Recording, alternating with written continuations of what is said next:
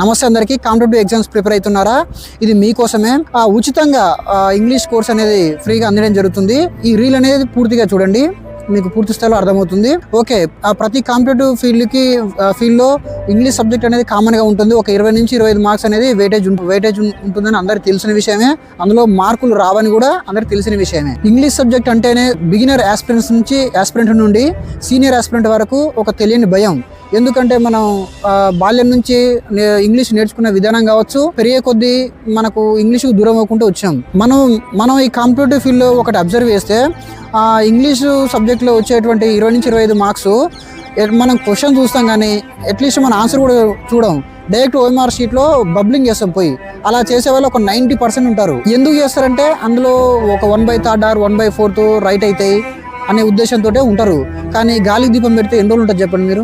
నేను ఫైనల్గా మీకు చెప్పేది ఒకటే, ఇంగ్లీష్ సబ్జెక్ట్ అనేది ఒకటేసారి రాదు. కాబట్టి ఓపికతోటి ఒక 4 రోజులు సమయం కేటాయించి నేర్చుకుంటే అది కూడా మనకు పూర్తిగా ఉచితంగా వస్తుంది. కాబట్టి నేర్చుకుని సమయం కేటాయించండి. ఎందుకంటే నేను మార్కెట్లో ఉన్నటువంటి ఇంగ్లీషు సబ్జెక్ట్ సంబంధించిన అన్ని బుక్స్ తరచూ చెక్ చేయడం జరిగింది. ఏంటంటే కొంచెం గజిబిజిగా ఉండి తెలుగు విద్యార్థులకు ఆ బుక్ చూస్తేనే భయం కలిగించే విధంగా ఉన్నాయి చాలా బుక్లు. సందీప్ సార్ ఇంగ్లీష్ బుక్ అనేది ఏంటంటే ముఖ్యంగా తెలుగు విద్యార్థులను బేస్ చేసుకొని ఒక సులభతరంగా దాని యొక్క మెథడాలజీ అనేది, లెర్నింగ్ ప్రాసెస్ అనేది ఈజీ వేలో దీన్ని ఒక రాయడమే కాకుండా దీన్ని పూర్తి స్థాయిలో ఉచితంగా ఒక 4 రోజుల వరకు పూర్తి స్థాయిలో ఉచితంగా ఇవ్వడం జరిగింది.